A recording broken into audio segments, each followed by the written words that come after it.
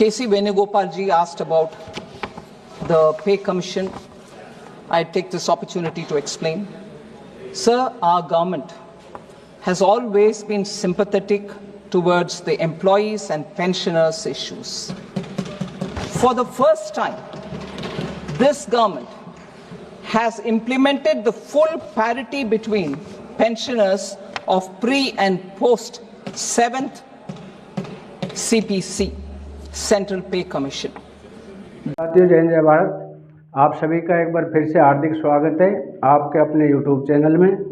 साथियों, आज हम बहुत इम्पोर्टेंट न्यूज़ लेकर आए हैं जिसमें बहुत सारे सोशल मीडिया पे और जनप्रतिनिधियों द्वारा ये अफवाह फैलाई जा रही है कि 8 CPC से 65 लाख पेंशनर होंगे बाहर। वित्त मंत्री सीतारमण ने किया स्पष्ट। तो जो संसद में के वेणुगोपाल है, अध्यक्ष हैं, उन्होंने एक क्वेश्चन किया और उन्होंने उसका जवाब दिया। क्वेश्चन क्या था? What was the question of अध्यक्ष Venugopal? Will central government employ retiring before January 1, 2026, यानी कि जो भी पेंशनर 1 जनवरी 2026 से पहले रिटायर हो रहा है या हो चुके हैं, लॉस आउट ऑन 8th पे कमीशन बेनिफिट्स, कि जो पहले पेंशन रिटायर हो चुके हैं या 2026 तक जो रिटायर होंगे, क्या वो 8वें पे कमीशन के लाभ से वंचित रहेंगे, यानी उनके बेनिफिट उन्हें नहीं मिलेंगे।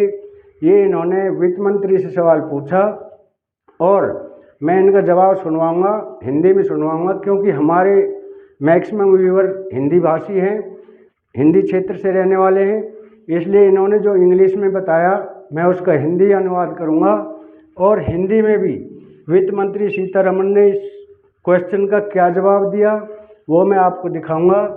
और अगला है, प्रेमेचर रिटायरीज होंगे 8th पे कमीशन के लाभ से बाहर, यानी जो भी प्रेमेचर रिटायरमेंट आए हैं उनको 8वें पे कमीशन में क्या 1 रैंक 1 पेंशन का बेनिफिट मिलेगा या नहीं, यह भी 8वें वेतन आयोग में क्लियर कर दिया गया है। और सबसे बड़ी बात, 8वें वेतन आयोग में सभी के लिए फिटमेंट फैक्टर सभी के लिए होगा एक समान, यानी जैसे पहले जो दिया था वो जेसीओ जवानों को 2.57 फिटमेंट फैक्टर दिया था और अधिकारियों को, ऑफिसर्स को 2.81 दिया था। तो अब की बार वो कह रहे हैं कि समानता होगी, असमानता नहीं होगी, सभी को जो भी फिटमेंट फैक्टर है वो बराबर दिया जाएगा। तो अभी मैं आपको जो हमारे वित्त मंत्री सीतारमण जी हैं उन्हीं की जवान से हिंदी में मैं आपको सुनवाऊंगा कि उन्होंने इसके जवाब में क्या उत्तर दिया। सुने। के.सी. वेणुगोपाल जी ने पूछा वेतन आयोग के बारे में।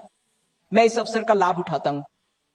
मान्यवर, हमारी सरकार हमेशा कर्मचारियों और पेंशन भोगियों के प्रति सहानुभूतिपूर्ण रही है। पहली बार इस सरकार ने पूर्व और पश्चात के पेंशन भोगियों के बीच पूर्ण समानता को लागू करने का कार्य किया है। 7वें वेतन आयोग, केंद्रीय वेतन आयोग, इस प्रकार सभी केंद्रीय सरकार के सेवानिवृत्त पेंशन धारक जो पहले सेवानिवृत्त हो गए थे, 1 जनवरी 2016 के बाद सेवानिवृत्त हुए कर्मचारी अब वही पेंशन प्राप्त कर रहे हैं जो 1 जनवरी 2016 से पहले सेवानिवृत्त हुए कर्मचारी प्राप्त कर रहे थे। यही पहला मुद्दा है। इस प्रकार पेंशन भोगियों की समानता की मांग को हमारी सरकार ने प्रधानमंत्री मोदी के नेतृत्व में न केवल स्वीकार कर लिया है बल्कि इसे प्रभावी रूप से लागू भी कर दिया है। प्रधानमंत्री मोदी ने जनवरी 2025 में केंद्रीय सरकारी कर्मचारियों के वेतन और लाभों को संशोधित करने के लिए 8वें केंद्रीय वेतन आयोग की स्थापना को भी अपनी मंजूरी प्रदान की है।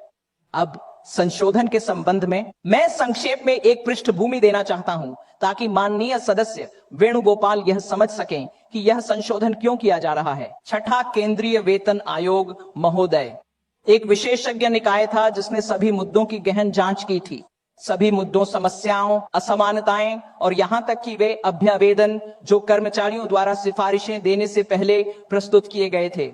6ठे वेतन आयोग की रिपोर्ट प्रस्तुत की गई साल 2006 में, मार्च 2008 में, जिसके बाद उसके तुरंत बाद सावधानी पूर्वक विचार करने के बाद इसे उस समय सरकार द्वारा स्वीकार कर लिया गया था। मार्च 2008 पेंशन तय करने का तरीका जो छठे द्वारा सिफारिश की गई थी। केंद्रीय वेतन आयोग जो कि पिछले केंद्रीय वेतन आयोगों के समान ही था, इसलिए इसे मार्च 2008 में सरकार द्वारा स्वीकार कर लिया गया था। इस संशोधन द्वारा जो हम ला रहे हैं, हमारी सरकार वास्तव में मार्च 2008 में स्वीकृत किए गए को पुनः बहाल कर रही है और छठे वेतन आयोग की सिफारिशें, इसलिए सिफारिश का सम्मान किया जा रहा है और इसे विशेषज्ञ निकाय के रूप में मान्यता दी जा रही है। यह संशोधन का मुख्य उद्देश्य और लक्ष्य है जो इस विधेयक के माध्यम से पेश किया जा रहा है, ताकि 2008 में माननीय सदस्य वेणुगोपाल जानते होंगे कि सरकार ने इसे स्वीकार कर लिया था और आज हम इसे पुनः स्थापित कर रहे हैं 16 साल बाद। हाँ बिल्कुल, माननीय सदस्य चिंता मत करें, मैं आपकी बात सुन रहा हूँ। सदन को गुमराह कर रहे हैं, बैठे। माननीय सदस्य बैठिए, मैं बताता हूँ ऐसा क्यों था सर, 16 साल बाद क्यों। कई न्यायालय के मामले चल रहे थे, हमें फैसले का इंतजार करना पड़ा और फिर हमने कहा हाँ अब सभी सुनवाई समाप्त हो गई है, फैसले प्राप्त हो गए हैं, हम 2008 के निर्णय का सम्मान कर रहे हैं, लेकिन बीच में मुकदमेबाजी थी, मैं इसे कैसे उल्लंघन कर सकता था। तो मैं सदन को गुमराह नहीं कर रहा हूं और माननीय सदस्य वेणुगोपाल को कृपया यह जांचने की आवश्यकता है कि क्या मैंने कुछ गलत कहा है और साथ ही यह भी देखना चाहिए कि क्या यह आवश्यक संशोधन उनके सरकार के दौरान लिए गए निर्णय को ही प्रतिबिंबित करता है। साथियों, जैसा कि आपने देखा कि संसद के अंदर इतना महत्वपूर्ण सवाल जो हमारे अध्यक्ष महोदय हैं के वेणुगोपाल, उन्होंने क्या क्वेश्चन पूछा और वित्त मंत्री ने पूरा किस तरह से क्लियर किया कि हमारी सरकार पेंशनर और एम्प्लॉय के लिए वचनबद्ध है, प्रतिबद्ध है। तो 8वां पे कमीशन उन्हें लाभ देने के लिए लिया गया है, ना कि उन्हें कोई नुकसान पहुंचाने के लिए। तो उन्होंने क्लियर कर दिया कि किसी भी भ्रमित ना हो, डरे नहीं, घबराए नहीं।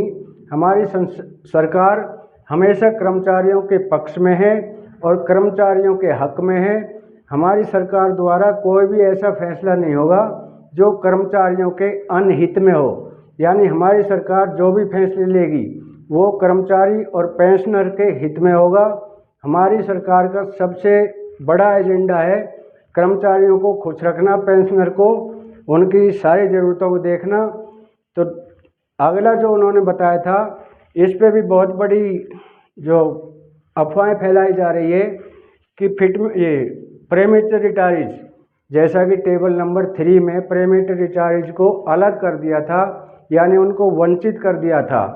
तो अभी 8वें पे कमीशन में, जैसा कि फाइनेंस मिनिस्टर ने अपने एजेंडा पढ़ के सुनाया और उसमें बताया कि किसी भी प्रीमेच्योर रिटायरीज को हम उनके लाभों से वंचित नहीं करेंगे। यानी 8वें पे कमीशन में जो प्रीमेच्योर रिटायरीज है उनको भी उनका पेंशन का बेनिफिट दिया जाएगा, यानी 1 रैंक 1 पेंशन। क्योंकि जो नोटिफिकेशन जारी हुआ है, जो 2015 के बाद जारी हुआ, उससे पहले जो भी पेंशनर आए हुए हैं, जो भी प्रीमेच्योर आए हुए हैं, उन सभी को इसका बेनिफिट मिलेगा। तो साथियों, ये थी आज की जानकारी अच्छी लगी हो तो वीडियो को लाइक, शेयर और सब्सक्राइब अवश्य करें, ताकि हम हर नई अपडेट से आपको अवगत करा सकें, अफवाहों में न आए और अपना काम उचित ढंग से करें। अपनी जो मांगे हैं उन पर सरकार पे विश्वास रखें, जो भी आपकी मांग है सरकार आपकी अवश्य पूरा करेंगी। तो आज के लिए इतना ही, कल फिर मिलेंगे इसी तरह की किसी नई और अन्य जानकारी को लेकर। तब तक के लिए जय हिंद, जय भारत।